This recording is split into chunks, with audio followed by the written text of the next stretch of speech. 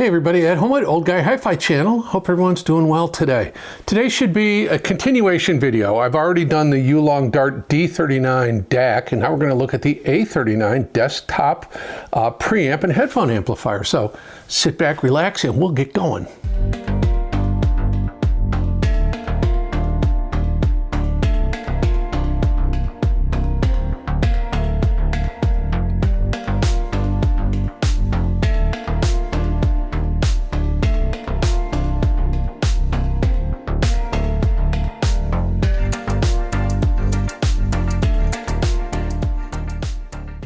Well, before we get started, big shout out to Apos Audio. Apos was kind enough to send these two Youlong units in, the D39 DAC and the A39 headphone amp preamp. Their units are going back to Apos. I don't keep any of this stuff. So all the opinions and conclusions I come to are my own. And again, a big thank you to Apos Audio for their support. So what is the Youlong Daart A39? Well, it is a desktop headphone amp preamplifier. It is an interesting product. It sells for $1,099. It is quite a powerful headphone amplifier. It's also a really interesting preamp, and we'll talk about that a little bit. So I'll put some specifications up here. As you'll see, it can put out to almost 6 watts into 32 ohms on balanced output. Good frequency response, good specs if you care about those things. What I find interesting about it is it's what they call a constant current Class A discrete headphone amplifier. And it uses an FPGA controlled R-to-R resistor ladder volume control with 99 steps. That's really good. Now, potentiometers can be quite good, but as you approach their minimum level, they sometimes go non-linear and you may get a channel imbalance or whatever. There can be some irregularities in their operation. And of course, a potentiometer is a mechanical device, so you're actually sweeping a contact across another contact, and they can wear and get gritty, and we've seen vintage gear with lots of scratchy volume control. So the resistor ladder volume control is perfect. It's absolutely linear. It also uses a central processing unit to monitor voltage, current, temperature, all of those things. It does a delayed startup and a delayed shutdown, so there's no popping, there's no stray voltage coming through the system. It uses a 50-watt Nortel toroidal transformer. Now, we're going to take a look at the front, we're going to take a look at the back. I can't open this thing up, but I will be able to put an image of the inside here, and we'll talk about it briefly real quick. It does have, all the right goes into and goes out. It does come with a remote control. It does have a nice single knob operation. We'll look at that real quick. It's an all aluminum I'll get it right, aluminum CNC chassis. It really is interesting, and again, it's a match for the D39 DAC amp. So let me reconfigure. I'll show you the front panel, I'll show you the back panel, we'll talk about the insides, we'll talk about a little music, we'll talk about my thoughts on it, how I tested it, and we'll be done with this review. Here we are looking at the front panel of the A39. I apologize, I didn't peel off the little LCD protective thing because this isn't my unit. So anyway, we're gonna look at the menu up close in just a second, but 4.4 millimeter Pentagon balanced output, 1/4 inch or 6.3 millimeter single-ended XLR out unbalanced, and then again, the volume encoder and knob. And hopefully you can hear that clicking because it is a stepped resistor. This also gives you access through menus. So when we zoom in a little bit here, I'll show, it'll default back to the VU meters. So let me reconfigure, I'm gonna zoom in, we'll go through the menuing system, which is kind of brief, but anyway, we'll give you a look at it. Here's a close-up look at the display on the Youlong Daart A39. And if you'll notice, I didn't peel the little plastic cover off because it's going back to Apos Audio. Up in the upper left-hand corner, input voltage. You can adjust it on the fly for your local voltage. Amplifier temperature in degrees Celsius. Again, remember, it's a CPU-controlled amplifier as far as monitoring voltage and temperature and all those kinds of things. Down along the bottom, you'll see the input side, preamp, and low Z. So if I push the volume encoder once, it allows us to go from XLR to RCA. Push it again, and then if I push it twice, it takes us to preamp mode or just headphone amp mode. If I push it 3 times, it brings it out to low gain or high gain. Pretty simple. Now if I push and hold it, it brings us into the menuing system, and it shows screen set, how you want it, the effect type. Do you want VU meters or do you want a spectrum analyzer? Do you want the spectrum analyzer to be bouncing lines or nice curved display? sorry, let me go back into that menu. It comes out really quick. Again, AC input, you can set it on the fly for your voltage. Infrared, remote sensing, you can have 2 different types. So let's say and I'm going to switch back and forth here just so it doesn't go away. Type A, you might want to set that for the one remote control to control this, and then if you do on the DAC, you can do type B, and you can have the same remote control the DAC, but separately from one another. And of course, you can have your language input, restart the unit, language input, restart, restore defaults, and then the firmware version. So that's a look at the menuing system of the A39. I apologize it's so clunky, but it's a little hard to see and a little hard to manipulate. But once you get it set, you don't have to worry about it. So now let's take a look at the back of the unit. Well, here we are looking at the back of the A39. So we've got XLR input, we've got single-ended input, we've got single-ended output and XLR output, master power switch, IEC power socket, and this little USB there for firmware updates and so forth. So very simple on the back, but nice set of features, no question about it. So now let's talk about the inside of this unit. Well, I looked at trying to open this unit up in the D39 DAC unit, and I don't feel comfortable doing that. These do have to go back to APOS audio, so I don't want to mess with them. I don't want to damage them, but I was able to find a picture of the circuit board itself. So I will insert that here, and I'll insert little red arrows when I'm talking, when I'm talking about certain portions of the board so you can follow along. Now, I've got a picture of it on my computer monitor, so I'll be referring to that. So if you look along the left-hand side of the screen, you'll see a big Toronto power transformer, and below that, a bank of power capacitors. Now, that is a 3-amp linear power supply. That's quite powerful for what basically is a headphone amp preamp. But again, remember, this can put out almost 6 watts of power on the balanced output on 32 ohms. Now, down the center, just below where you'll see the XLRs, and there'll be an arrow, you'll see a CPU, and the CPU itself monitors voltage, current, temperature. It handles the delayed startup and shutdown. And then just below that, you'll see the FPGA. And the FPGA, the interesting thing about this is, now FPGAs can be used for a lot of different things. We talk about them all the time in DACs and reclockers and all kinds of other stuff. But here's an application where the FPGA, it's a field programmable gate array. The developers or the designers have used the FPGA to run the 99 step volume control resistor. Now you'll see a series of white resistors along the row down the center. There'll be an arrow pointing to them. And the FPGA actually controls their operation. So you get a completely linear, very accurate 99-step volume control. Again, potentiometers are mechanical devices. You've got a brush against a surface that makes that contact. And as you turn them down, they become less linear, more prone to irregularities or imbalances between the left and right channel. With a resistor ladder, you don't have to worry about it. And we all know in vintage gear, you get scratchy remote controls from dirt and crud getting in there. Well, that can't happen with a resistor ladder. Now, down along the right-hand side, you'll see a heatsink, and that is where the Class A headphone amp is. Fully Class A. I think that's really fascinating. And it's also then means it's a Class A preamp if you're outputting to external amplifiers and things like that. So really well designed, really well laid out unit. Anyway, that's an inside of the A39 from Youlong. Let me tell you about how I tested it, some of the music I used, and then we'll get out of here. Well, for most of my testing on the A39, it was on my desktop, and I used the matching D39 DAC. And then I used a lot of different headphones, my FIO FT7s, 5s, the new Shanling HW600s, which is a wonderful headphone, not the easiest thing in the world to drive. I also used the Hifi Diva Pro, again, not an easy headphone to drive. And for dynamic headphones, I did use the Sennheiser Massdrop 6XX, and I did the APOS Audio Technica Lab, I don't remember the model number down here, dynamic open back dynamic driver headphones. So I tested a lot of different ways. Now, here's the thing. The A39 actually being a Class A amplifier, and it is a true Class A amplifier, has a bit of warmth to it, which I really enjoyed. Now, the D39 being a Sabre-based DAC has a bit of that hyper detail that you get with some ESS Sabre DACs. And I think the combination of the two, the smoothness and a little bit of warmth in the A39 kind of tamed that hyper detail characteristic of the D39. And that was a good combination. But I also used the A39 with some other DACs. I used it with my Gishelli J2S, which is equipped with Burson V7 Vivid op amps, and I used it with a linear power supply. I used it with the Live Micro DAC and micro DDC. I also used it for a time with the Fozzy Audio ZD3, and that is equipped with Burson V7 classic op amps, and again with a linear power supply. That's a wonderful little DAC for the money, by the way. And this headphone amp, the A39, is very true to the source.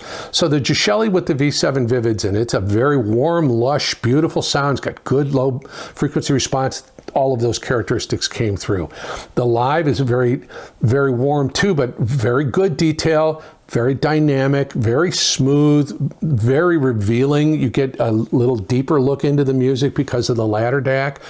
Again, that came through on the A39.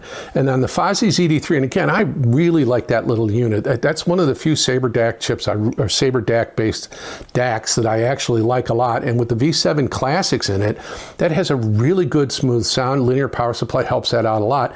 And that kind of gives me a bit of the best of both worlds. So I get a little bit of the warmth that the AKM chip gives me on the Gishelli, and I get a little bit of the extra detail that the Sabre chip gives me in the D39 or in the Fozzy, it's normal chip. And it's a really good smooth sound, and that's not a very expensive DAC at all. So that was very good. So I found this A39 to be very neutral to the source. It will give you the sonic characteristic of the DAC you've got plugged into it, but add a little bit of lushness to it, a little bit of warmth, and a very open sound to it, very clean, but not hyper detailed, not cool. It does ride the warm side of neutral without question, but it's just lovely and good dynamics. That Class A power, 6 watts of power, that thing can drive whatever you want to, and it did a great job. Dynamics were great, transients were great. Bass was very well reproduced, but again, a lot of that depends on the particular headphone. But I just thought, if it let the headphones perform to their best level, it provided the proper signal to do that. I was very impressed with it and very pleased with its performance. So that's a look at the A39 and how I tested it. So let's talk about some of the music I used. Well, the first track I used is this track from Lorena McKennitt called The Mummers Dance. Now, this is a radio remix version. They took the full-length song and shortened it down to 4 minutes. It's off an album called A Mummers Dance Through Ireland. And again, the idea was to have a more radio-friendly format so that it would introduce her music to more people, a broader audience, just because it's not as long and kind of it's rambling. The original song is beautiful, don't get me wrong, but this is more structured, a little tighter, still has all that wonderful Celtic influence in it and her wonderful vocals. But again, it was part of a compilation that was released on March 17th, 2009, St. Patrick's Day, to celebrate, obviously, the Irish influence of the music and so forth. And it worked. This shortened version reached a bigger audience. It reached number 10 on the Canadian chart. It reached number 18 on the US Billboard Hot 100, and it topped the US Adult Album Alternative chart, and again, kind of introduced her music to a broader audience. It's well worth listening to, and her discography is well worth diving into. If you like Enya and that kind of really beautiful Celtic music, but a little less spacey than Enya, and a little bit more kind of, a little bit more Celtic themes to it and less kind of ambient themes to it, you'll really like Lorena McKennitt. Well, the next track I used is this really wacky track called Once Upon the Sea of Blissful Awareness by a group called Sprangel. I know, it's a crazy one. This is a track by Sprangel. It's a psychedelic ambient project of an artist named Simon Posford and another artist named Raja Ram. And it was originally released in 1998 on the album Are You Sprangled? And the song exemplifies the duo's kind of signature fusion of world music, electronic textures, and really kind of mind-bending sound design. It's a really, really interesting track. It opens up with some really lush synth pads. There's some kind of Eastern influences, some of the vocalizations. There are some sitar-like melodies, and I'm a big sitar fan. And it slowly evolves kind of into this layered soundscape, very immersive, brings you into kind of a deeply meditative yet rhythmically complex experience. It's a really interesting track. The track is kind of a journey. So it's slow moving, kind of with a spacious but very rich sonic detail. I just think it's an interesting piece that it evokes kind of a sense of cosmic calm and introspective exploration. It's one of those ones I'll put on late at night when I just want to sit back, chill out and listen, put my headphones on and just kind of climb into my own mind for a little while. Anyway, it's really cool. Their discography is interesting. If you really kind of like tranquil, almost hallucinatory audio voyage, Sprangle's worth checking out. So anyway, check that track out. Well, a lot of the tracks I use for headphone gear are stuff that's kind of in your head, kind of spacey a little bit, dances around, does some interesting stuff. I don't try to listen for a soundstage in headphones like I would with a pair of speakers. I just don't know that you can get that kind of thing because everything's happening inside your brain case housing. So I want to have stuff that's interesting, that's swimming around and doing all kinds of crazy stuff. And that's why I choose the tracks I do. The final track I'm going to use for this review is a joint effort by Yellow, the Swiss electronic pioneers, Boris Blank and Dieter Meier, and Till Bronner. It's called Till Tomorrow. Now, Till Bronner is probably the most acclaimed German trumpeter and just an amazing jazz musician. Really, really interesting.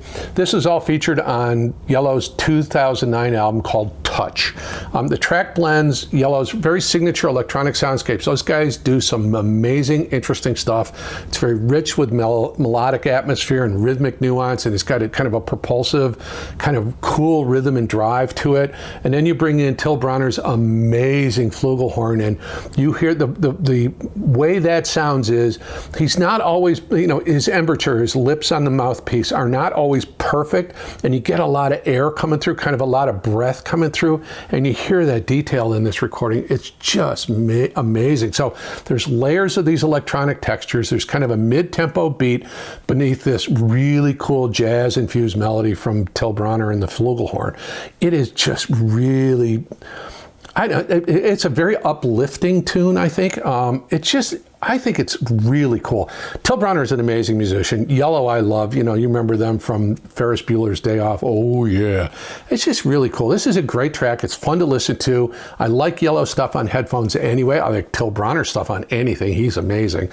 So anyway, it's well worth listening to. It's kind of a fun compilation. A really, really lighthearted and kind of interesting listen. So let's talk about my thoughts on how this particular headphone amp performed. So what did I think of the Youlong A39? I think it's a compelling product. I got a couple of minor gripes with it, a couple of issues, and we'll talk about that in just a second. I think it is a very well-constructed unit. I like the 99 stepped resistor relay volume control. I think that's compelling in this category of products. Really nice Class A headphone amplifier, nice Class A preamplifier. Sonically, it's very good. Again, rides that warm side of neutral. It is fairly neutral to the source, so depending on the DAC you plug into it, you're going to get that DAC's particular sonic characteristics coming through with a little cream added to it, a little smoothness, which of course is right in my wheelhouse. So from that standpoint, very good. All frequencies were well reproduced, good bass, good attack, good, very low noise floor, very good noise floor, very clean sounding, but again, a little bit warm. Mid-range was well done. Transients were well reproduced. As far as imaging, I don't listen to headphones the way I listen to speakers, so I'm not listening for image depth. There's no left-right because it's all in the center of your brain case housing thing. So it's a little bit different, but it was very spacious and very expansive. And again, when I did listen to classical music, and I didn't use them in the review or use that in the review, I got a good sense of room and space in the recording space. So it did a really good job that way. So I thought sonically very good, quite good as a matter of fact. Now, let's talk about a couple of the issues I have. It's a little expensive. I think at $10.99, I think it's a bit overpriced. I think at $8.99, $7.99, it becomes a compelling product. And at that price point, there's a lot of competition.